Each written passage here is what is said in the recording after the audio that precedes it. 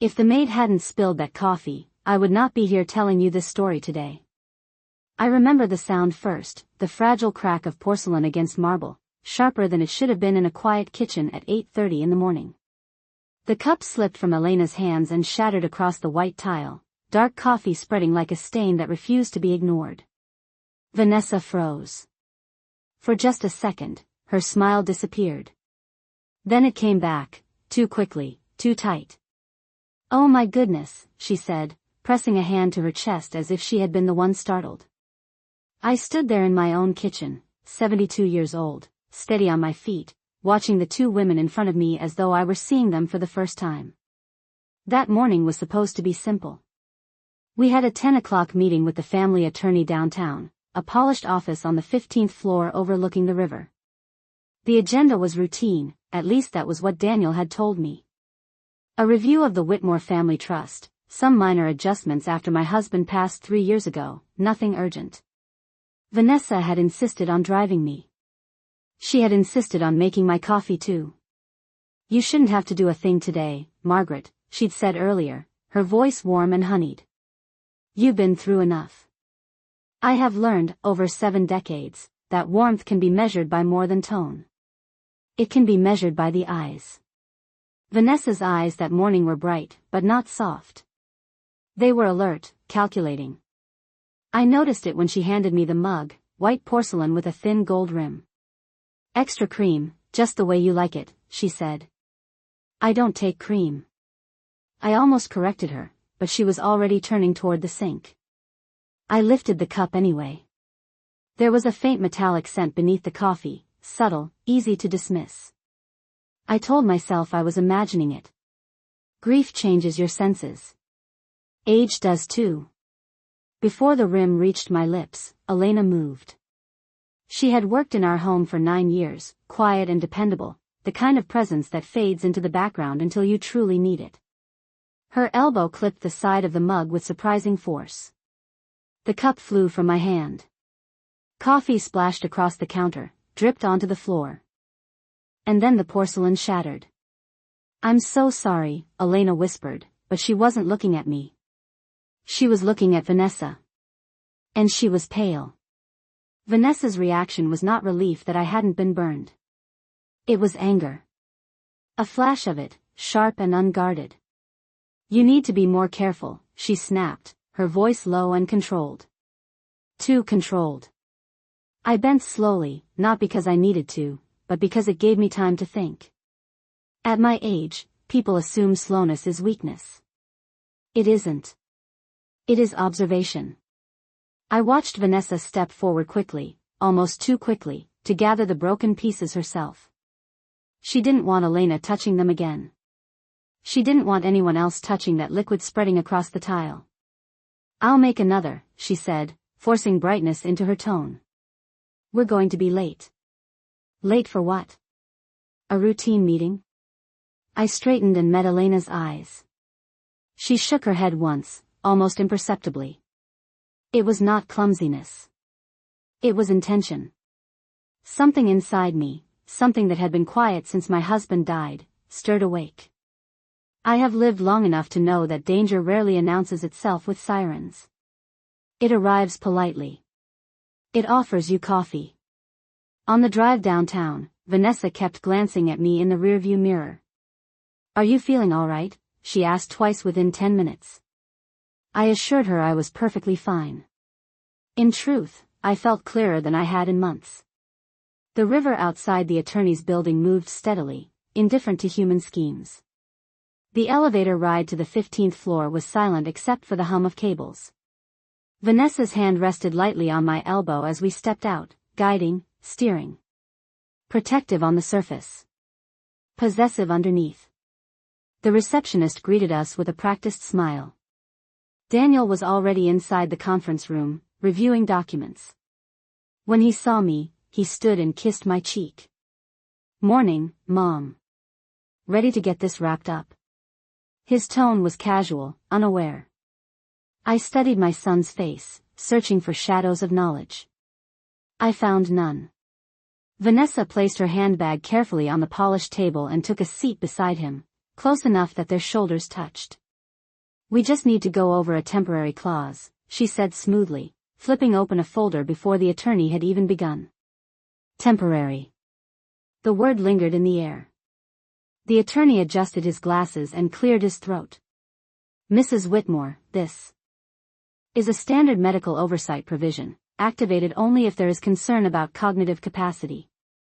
I folded my hands in front of me. Concern from whom? I asked gently. Vanessa's smile held. Just a precaution, she said. In case you ever felt unwell. Unwell.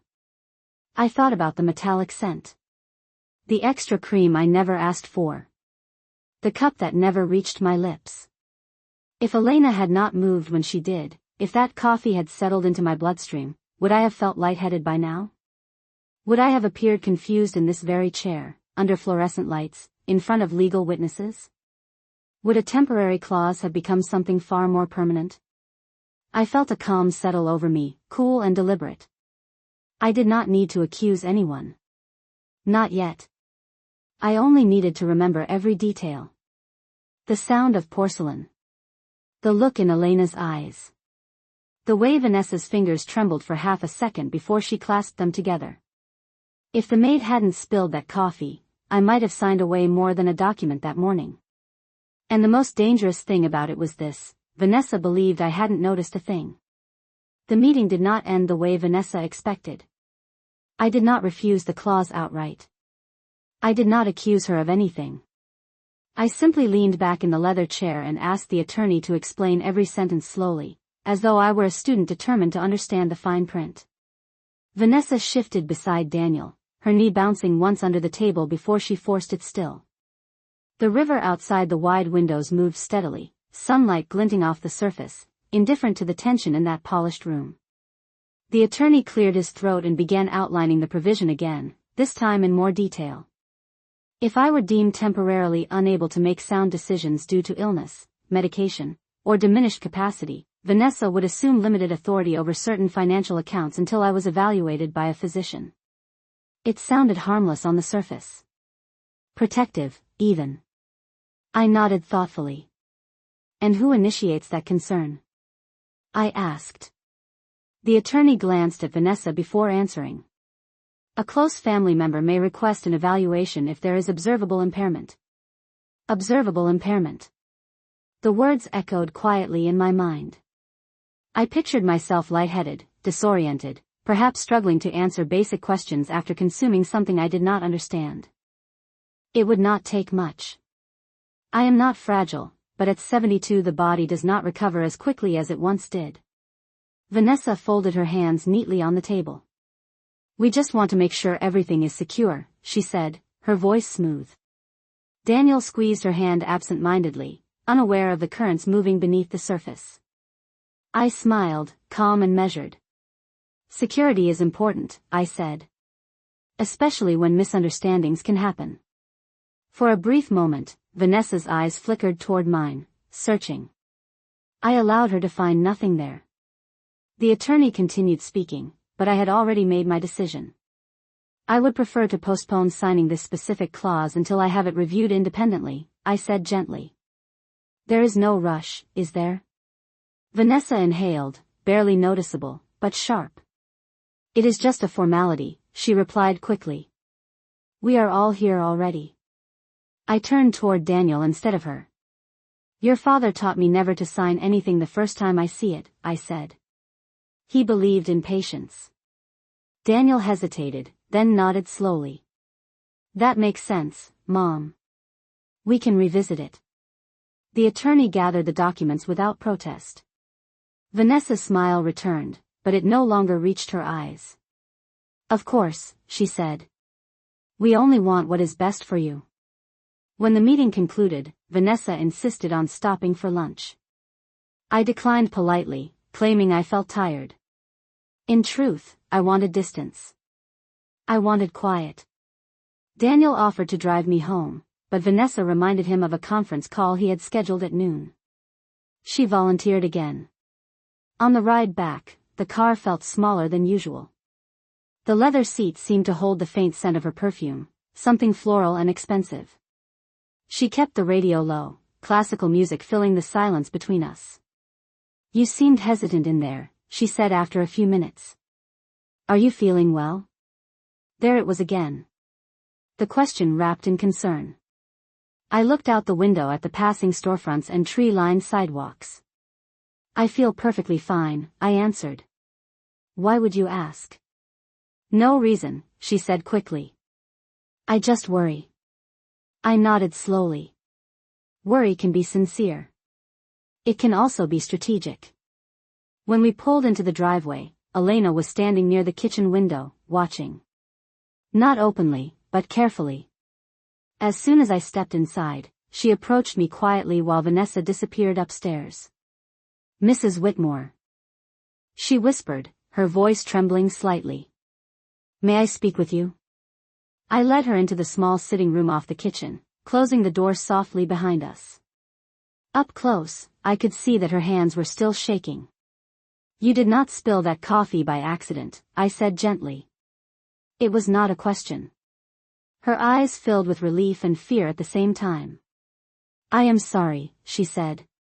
I did not know what else to do. Tell me, I replied.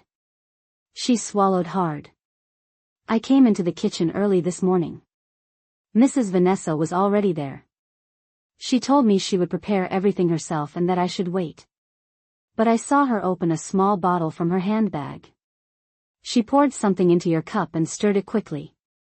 When she saw me, she said it was a supplement. She smiled, but it did not look right. I felt no surge of panic. Only confirmation. Did you recognize the bottle? I asked.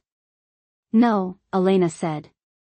But she told someone on the phone yesterday that it only needed to last an hour. An hour.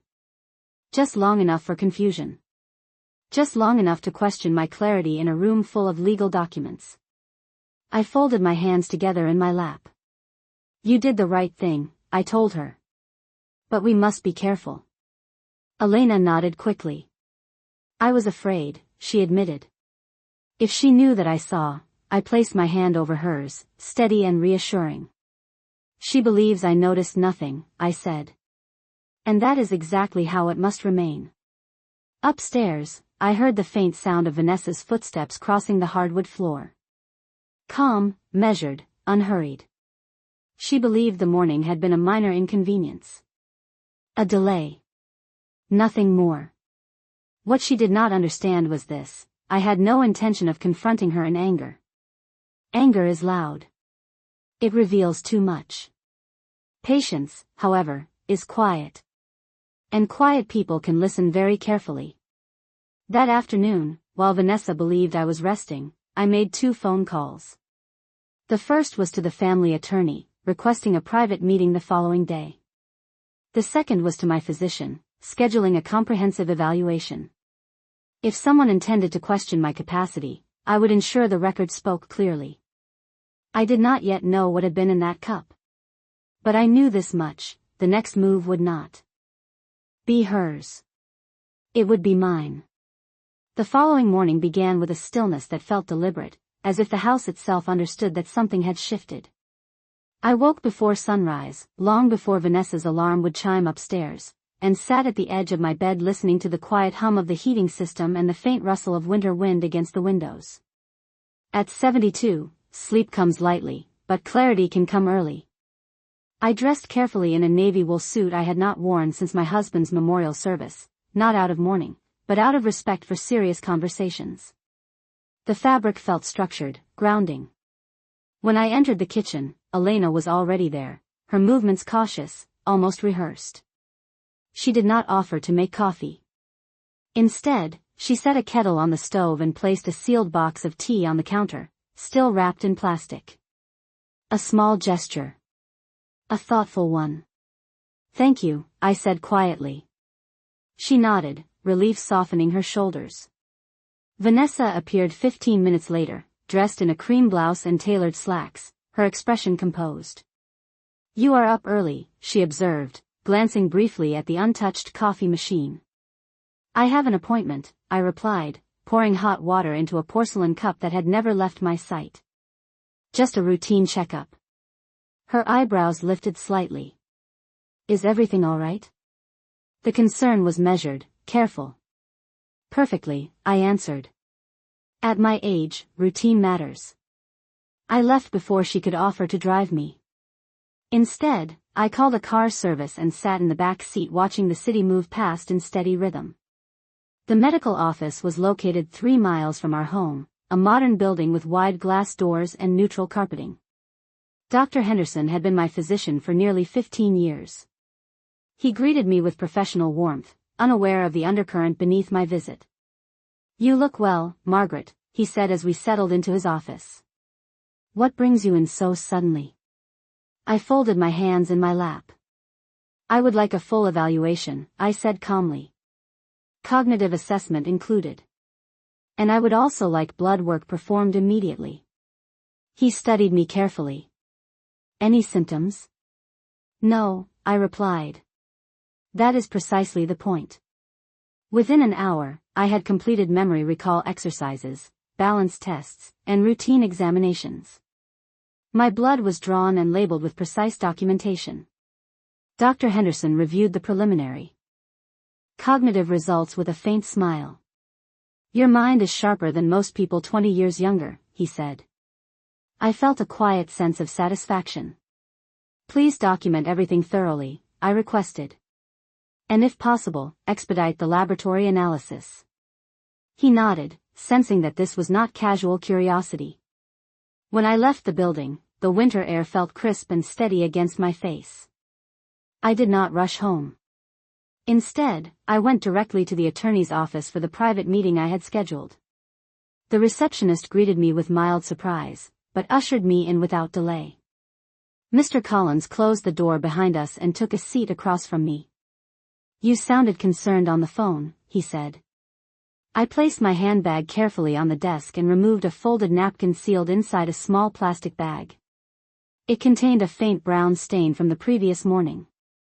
Hypothetically, I began, keeping my tone even, if someone attempted to temporarily impair my clarity before signing documents, what would be the legal consequences? Mr. Collins did not laugh. He did not dismiss the question. He leaned back slowly, his expression shifting from curiosity to attention. That would constitute fraud, he said. Possibly coercion, depending on intent. I nodded once. And if there were witnesses? It would strengthen the case significantly. I did not elaborate further. Instead, I requested that all future meetings require independent medical certification of my capacity on the same day of signing, documented by an external physician. I also asked that any temporary oversight clauses require unanimous agreement from all trustees, not a single family member. Mr. Collins made notes carefully. Is there something I should know? He asked. I met his gaze steadily. There may be, I replied. Soon. When I returned home in the early afternoon, Vanessa was seated at the kitchen island reviewing something on her tablet. She looked up as I entered, searching my face for signs of weakness. How was your appointment? She asked. Thorough, I said simply. I placed a manila envelope on the counter, the preliminary cognitive report visible through the transparent window. Everything is excellent. For a fraction of a second, her fingers tightened around the tablet. That is wonderful, she replied, her smile bright but restrained. I studied her carefully. The confidence from the previous day had shifted into something subtler. Calculation had been replaced by reassessment. She was adjusting her strategy. Upstairs, I could hear Daniel moving between rooms, unaware that the ground beneath him had begun to change. That evening at dinner, Vanessa prepared another pot of coffee. She did not offer me a cup. Instead, she placed a glass of water by my plate, sealed from the refrigerator. A correction. A pivot. I took a slow sip and allowed silence to settle comfortably between us. The most dangerous conflicts are not loud. They are patient. And as I watched my daughter-in-law measure her words with new caution, I understood something clearly. She had taken a step. It had failed. Now she would take another. The difference was this: I was no longer the unaware participant in her plan. I was watching.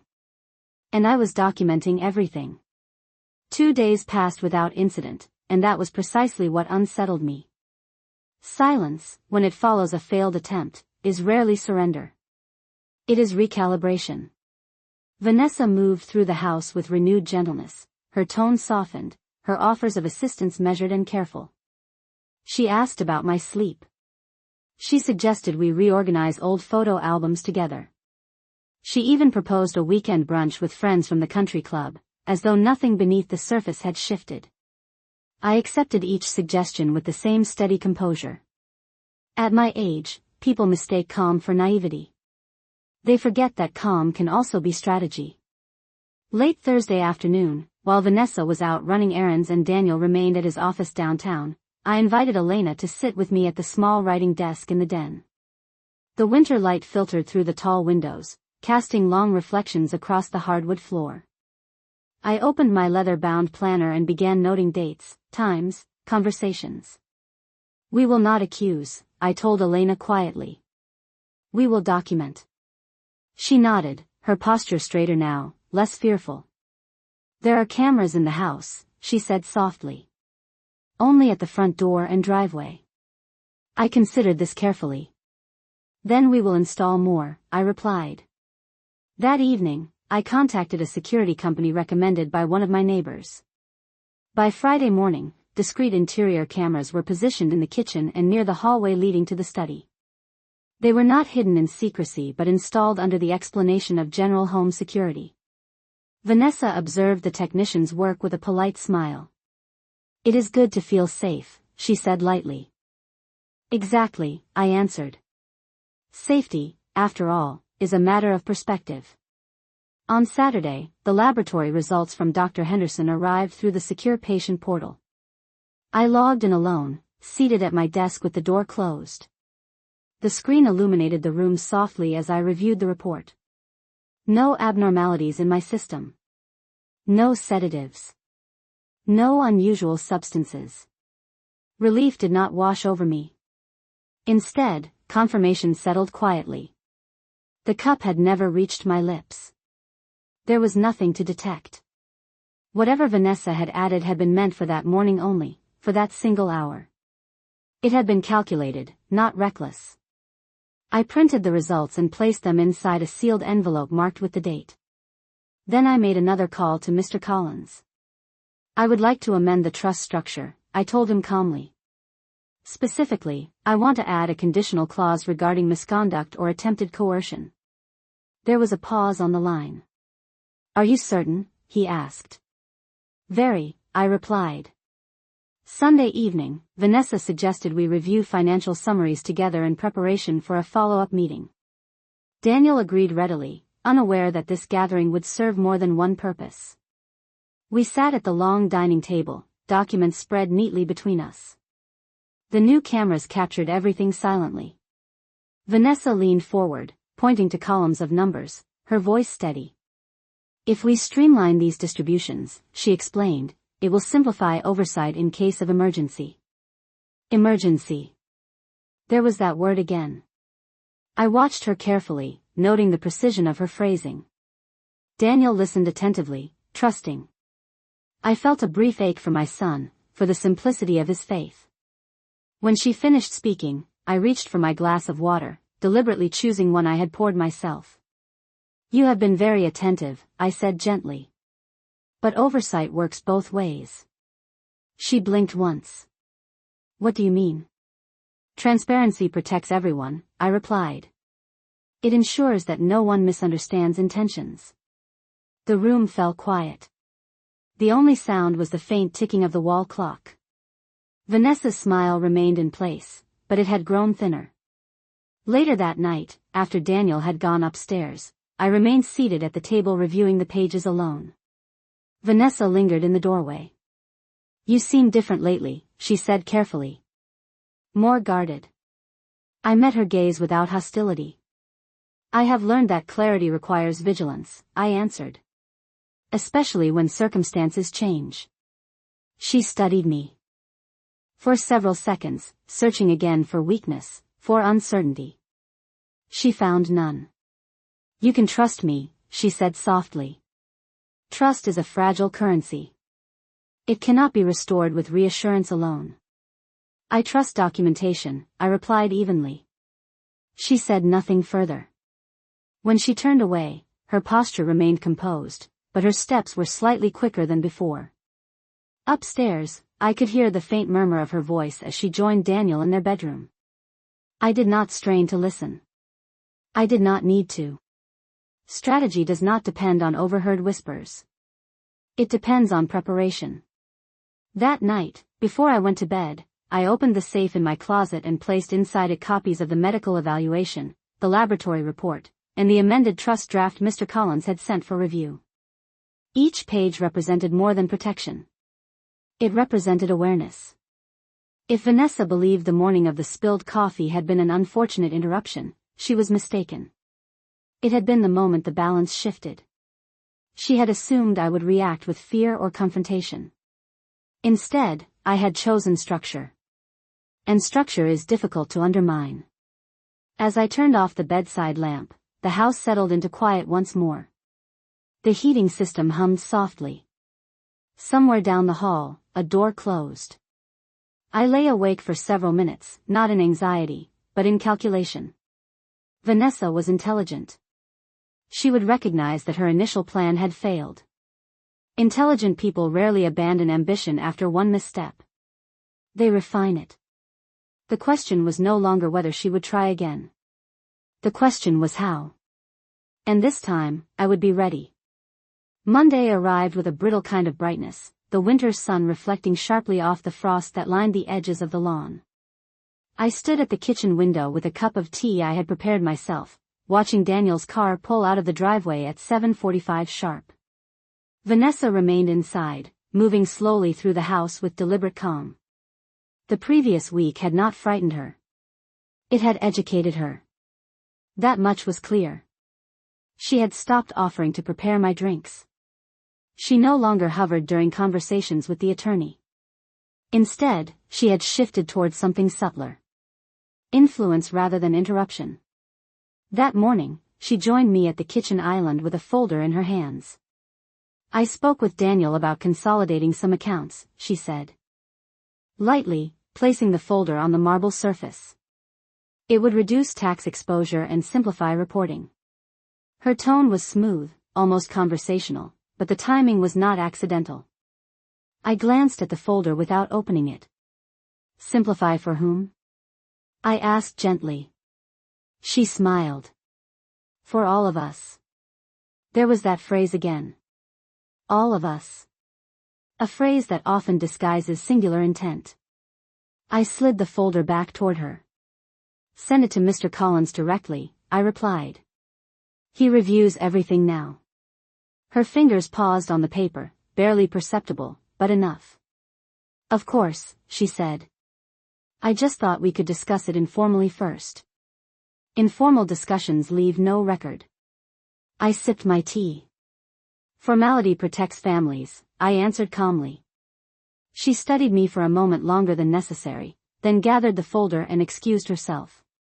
The house felt quieter after she left the room, but not lighter.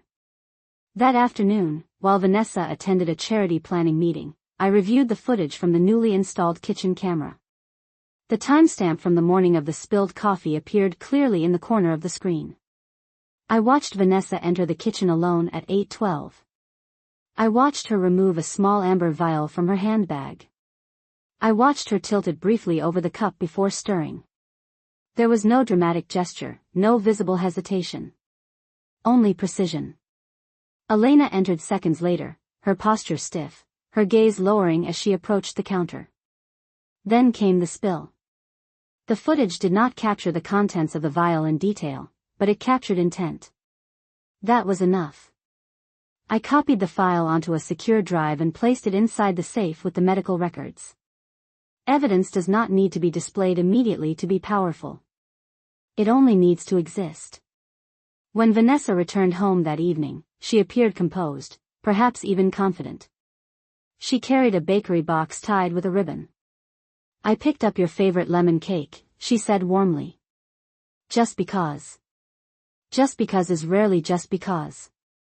I thanked her and allowed her to slice a piece onto a plate. I did not eat it immediately. Instead, I waited until Daniel joined us at the table. Conversation remained pleasant. Surface level. Safe. Vanessa described her meeting, Daniel spoke about a new client, and I listened carefully to the spaces between their words. After dessert, Daniel cleared the plates and stepped into the study to take a phone call. Vanessa remained seated across from me. The overhead light cast a soft glow across the table, illuminating the subtle tension in her jaw. You have been very thorough lately, she said quietly. With the attorney. With the doctor. With the security updates. I folded my napkin neatly beside my plate. Thoroughness prevents confusion, I replied. Confusion can be expensive. Her smile did not falter, but her eyes sharpened. Do you believe someone is trying to confuse you? The question was careful, almost sympathetic. I held her gaze steadily. I believe clarity is earned, I said. And I prefer to earn it myself. Silence stretched between us, not hostile, but charged. She leaned back in her chair, studying me as though reassessing a calculation. You know Daniel worries about you, she said softly. He thinks you take on too much responsibility. Responsibility. Another word that can be shaped to fit an agenda. Your husband underestimates me, I answered gently. He always has. Her expression shifted slightly at that. Not anger. Not fear. Recognition. For the first time, I saw something else beneath her composure. Frustration. Not because she had been caught, but because she had misjudged me. Later that night, as I prepared for bed, I reviewed the amended trust draft once more. A new clause now stated clearly that any attempt to manipulate capacity, documentation, or consent would result in immediate removal from beneficiary status pending investigation. It was written in precise legal language, but the meaning was unmistakable. I did not need to accuse Vanessa directly. The structure would speak for me. As I turned off the lights, I reflected on something my husband once told me during a difficult business negotiation. Never reveal your entire hand, he had said. Let them believe the game is still theirs. Vanessa believed she was adapting. She believed she had shifted the terrain in her favor by appearing cooperative. What she did not realize was that every adjustment she made confirmed her awareness of risk. And awareness leaves traces. The cameras were still recording. The attorney was prepared. The documentation was secure. If she chose to move again, it would not be in darkness. It would be under light she could not control. The next move did not come in the kitchen. It came in the study. On Wednesday afternoon, while I was reviewing correspondence at my desk, Vanessa knocked lightly on the open door. She was holding a slim leather binder, the kind that suggests organization and confidence. Do you have a minute? She asked, her tone even. I closed the folder in front of me and removed my reading glasses slowly. Of course, I said. She stepped inside and took the chair across from my desk without waiting to be invited, a small shift in behavior that did not go unnoticed. The binder opened smoothly under her hands. I spoke with Daniel again, she began. We are concerned about how much you are managing alone. The properties, the investment accounts, the foundation donations. It is a lot for anyone. Concern. Always framed as concern. I folded my hands on the desk. Your husband has always been free to assist, I replied. He has never asked. Vanessa tilted her head slightly. He does not want to overstep. There it was. A subtle implication that I was holding control too tightly. Oversight is not overstepping, I said calmly. It is participation. She slid a document across the desk toward me. We drafted something that allows shared digital access to your primary accounts. Not control. Just visibility. Transparency. I glanced at the heading without touching the paper. Joint access authorization. A simple phrase with wide consequences. And this would include all accounts? I asked. Only the main ones, she said quickly. For convenience. Convenience is often the doorway to vulnerability. I leaned back in my chair, studying her face. She had adjusted her strategy again. No sudden impairments. No questionable beverages. Now she was building a narrative. An aging mother overwhelmed by responsibility. A devoted son and daughter-in-law stepping in to help. If I refused outright, I would appear defensive. If I accepted, I would open a door that could not easily be closed. Let me ask you something, I said gently. If I were to grant visibility, what would you do with it? Her answer came without pause. Nothing. That is the point. We would simply be aware. Aware of balances. Aware of transfers. Aware of patterns. Information is leverage. I did not need to accuse her to recognize that truth. I will consider it, I said, sliding the document back toward her without signing. Her fingers lingered on the edge of the paper. You seem to consider everything lately, she replied. A faint edge beneath her composure. That is because I have learned the value of it, I answered evenly. She stood slowly, gathering the binder. Daniel will be disappointed, she said softly. He only wants to protect you. I met her gaze steadily. Protection does not require access, I said. After she left the room, I remained seated, listening to the quiet hum of the house. The hallway camera indicator light blinked faintly in the corner of my vision. I had positioned one just outside the study 2 days earlier, not hidden, but noticeable. A reminder that the house itself had begun to witness. That evening at dinner, Daniel seemed unusually attentive. Mom, you do not have to carry everything alone, he said between bites. Vanessa and I can help streamline things. The word streamline echoed the language from the binder. I set down my fork carefully. Do you feel excluded? I asked him. He hesitated, glancing briefly at Vanessa before answering. No. I just worry. Worry again. It had become the theme of the week. I met with Dr. Henderson, I said calmly. My cognitive evaluation was excellent. I met with Mr. Collins as well. The trust has been updated for additional safeguards. Daniel blinked. Updated how? Vanessa's posture straightened almost imperceptibly. Standard clarifications, I replied. To ensure that any changes to oversight require unanimous trustee agreement and documented medical certification. Silence followed. Not dramatic. Just heavy. Daniel nodded slowly. That sounds reasonable. Vanessa smiled faintly. You have certainly been proactive. I held her gaze.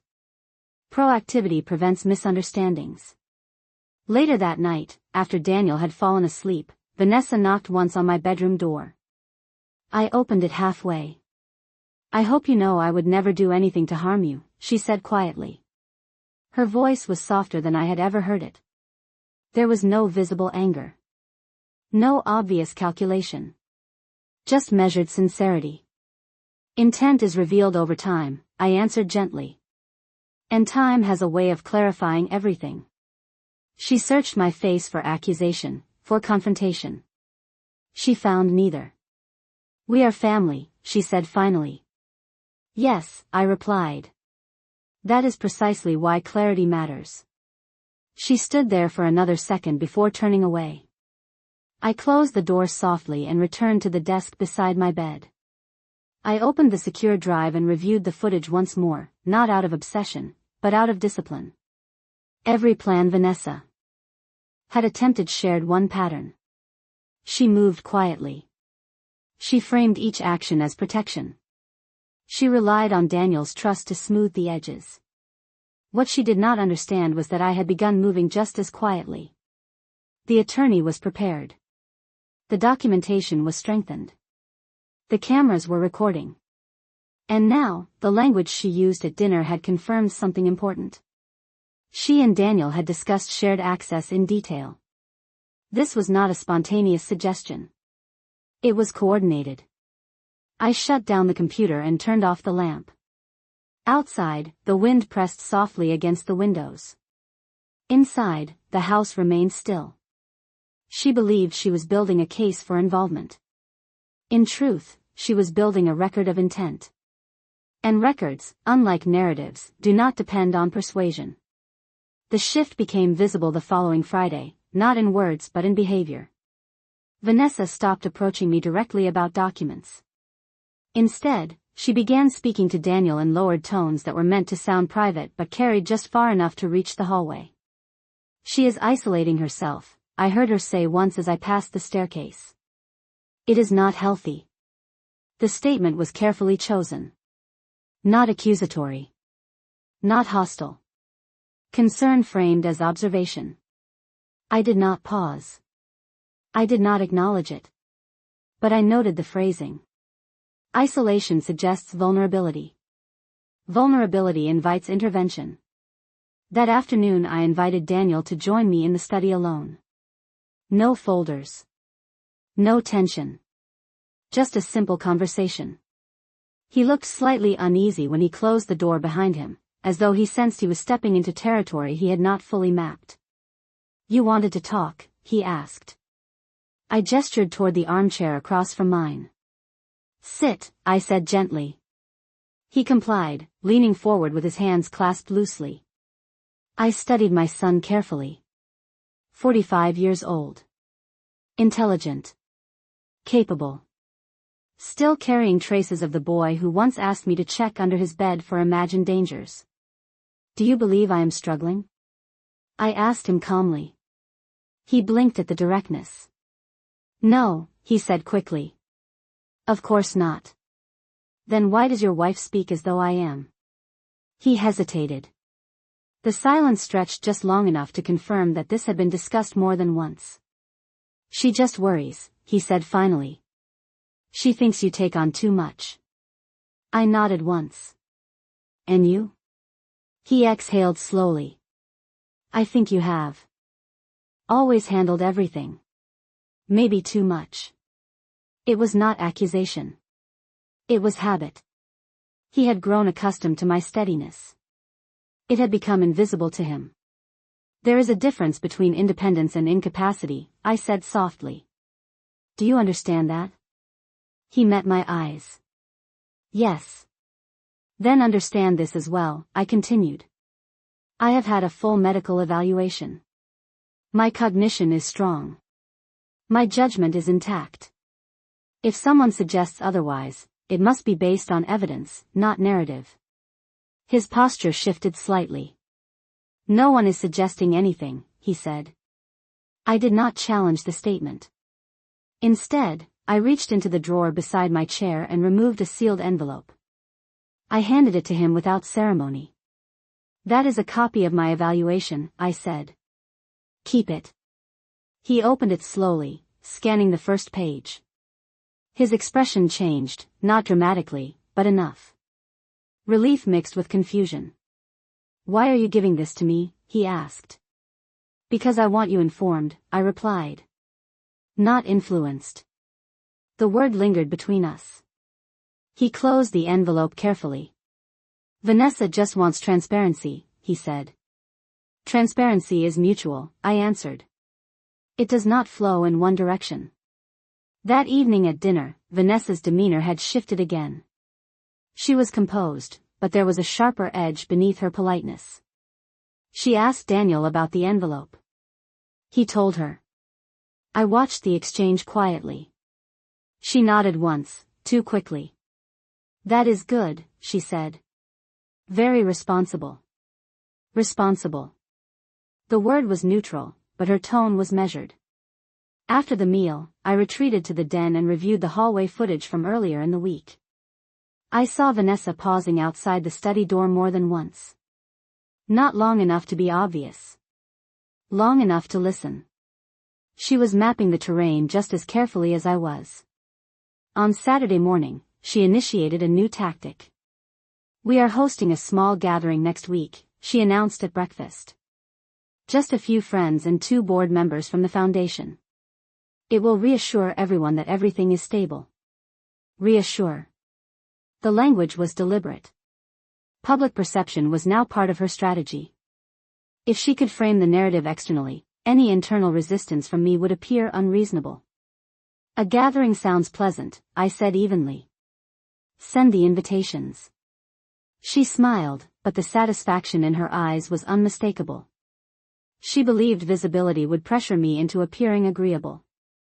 She underestimated one detail. I had already scheduled a formal trust review for the same afternoon, with Mr. Collins present. I did not announce it immediately.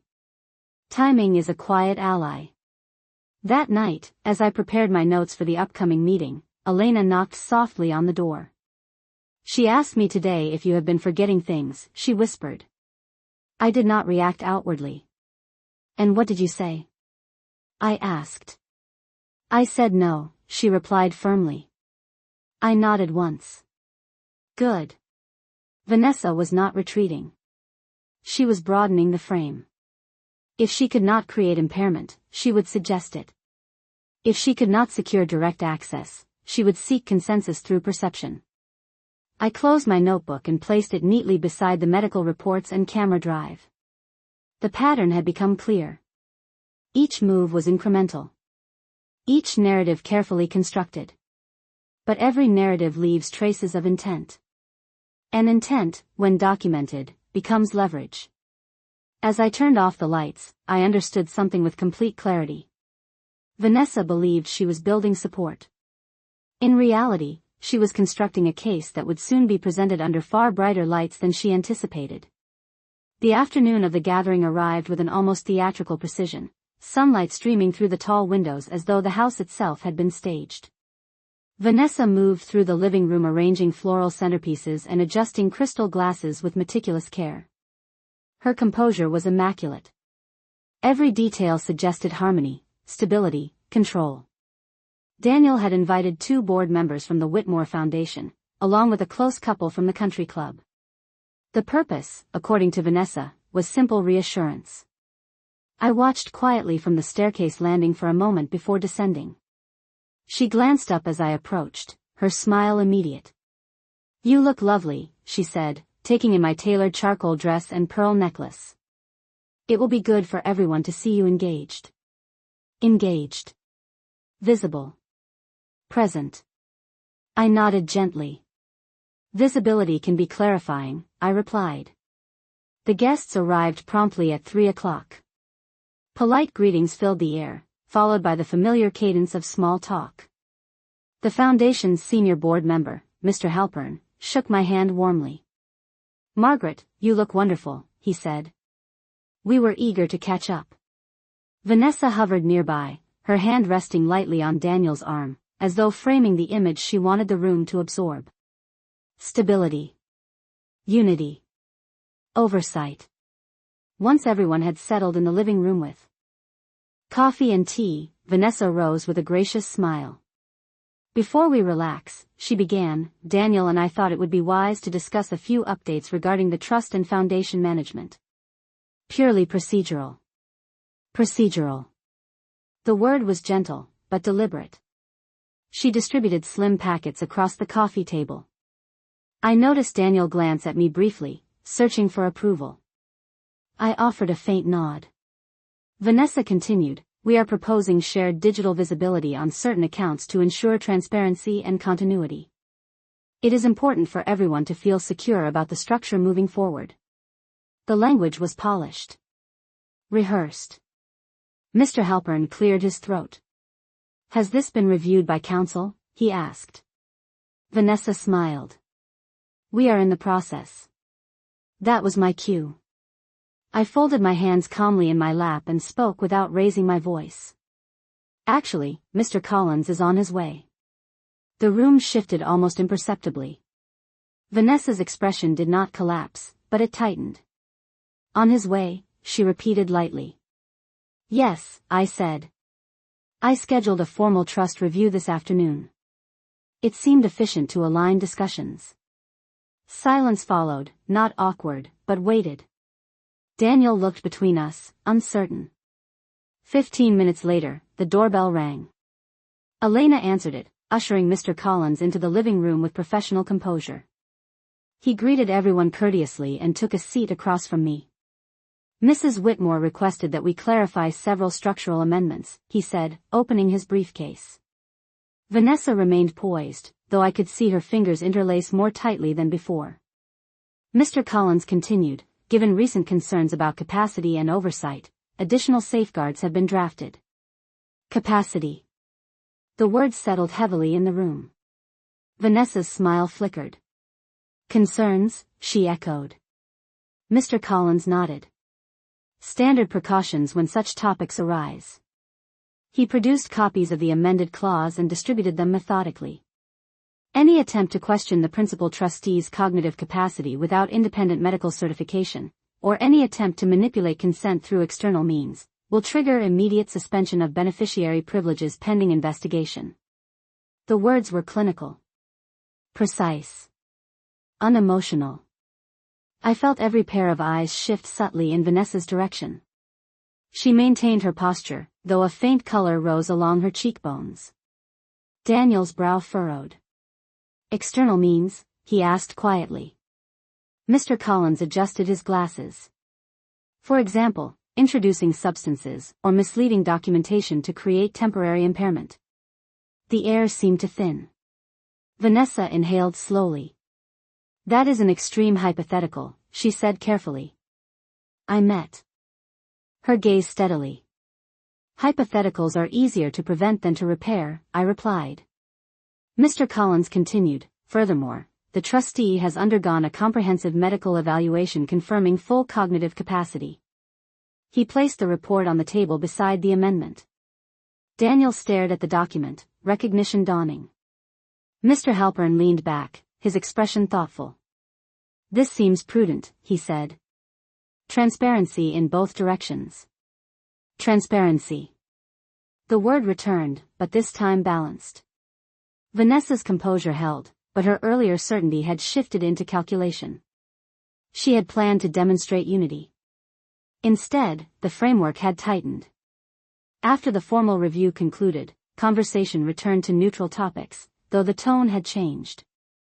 The Foundation members departed shortly after 5 o'clock, offering polite farewells.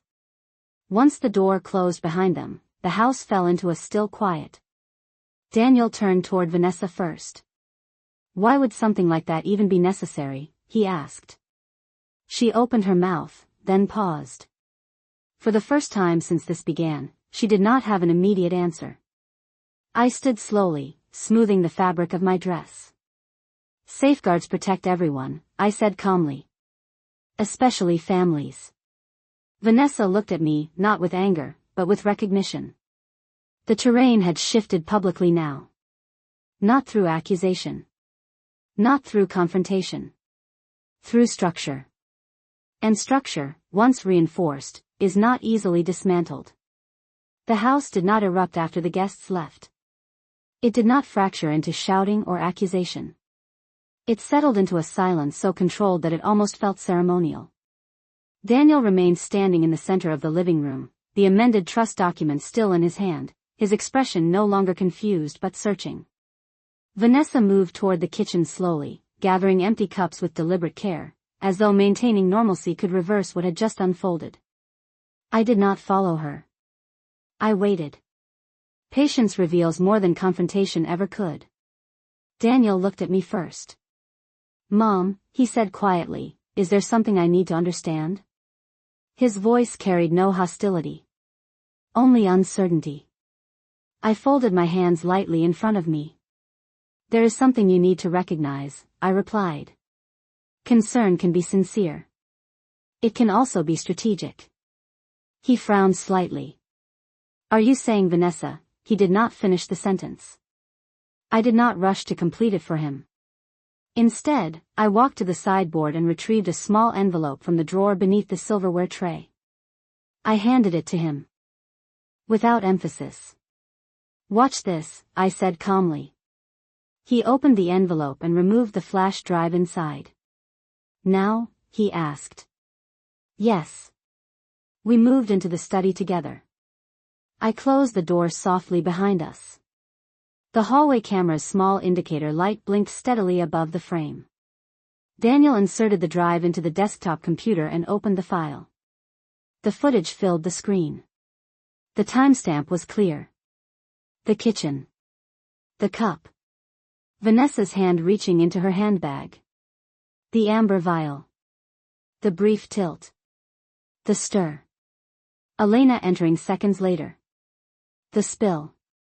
Daniel did not speak as the video ended. He simply stared at the blank screen after it faded. I allowed the silence to remain untouched. She said it was a supplement, he said finally, his voice lower than before. She never told me she did that. Intent does not require volume, I replied evenly. It requires action. He turned toward me slowly. Did you test the coffee? There was nothing left to test, I said. The cup never reached my lips. He ran a hand through his hair, a gesture I had seen since he was 12 years old when faced with something he did not want to believe. Why would she, he began, then stopped. I did not answer for him. Explanations, when forced, sound like defense. You also have my medical evaluation, I said gently. There was no impairment. No confusion. Only a proposed clause prepared in advance. He sat down heavily in the chair beside the desk. She told me you were becoming forgetful, he admitted quietly.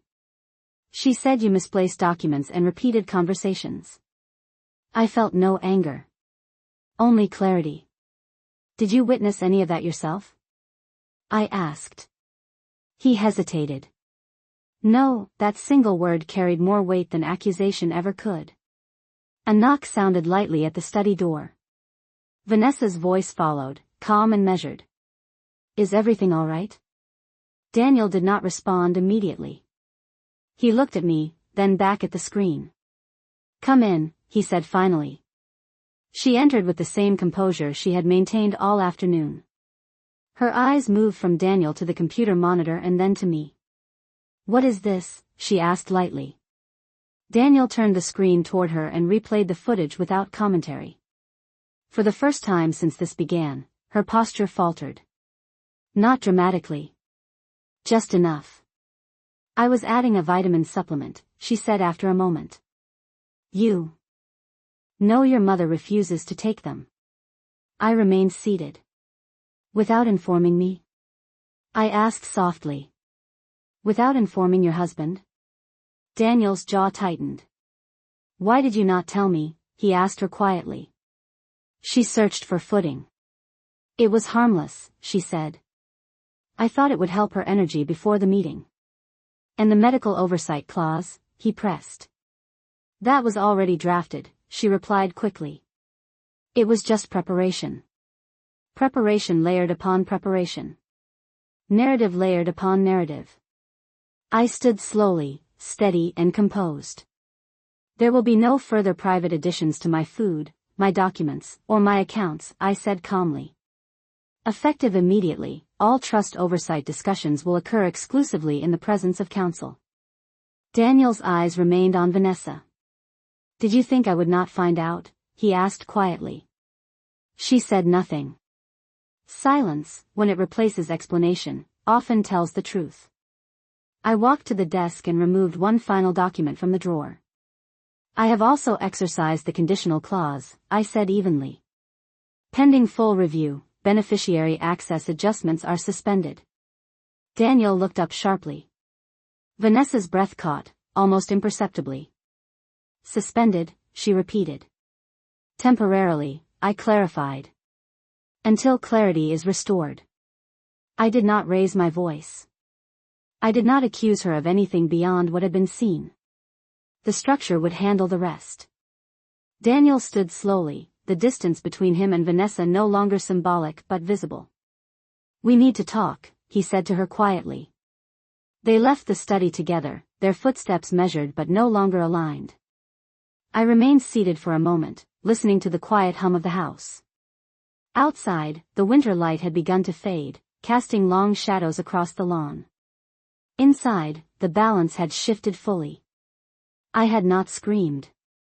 I had not threatened. I had documented. I had structured. I had waited. And in the end, the truth had revealed itself without a single raised voice.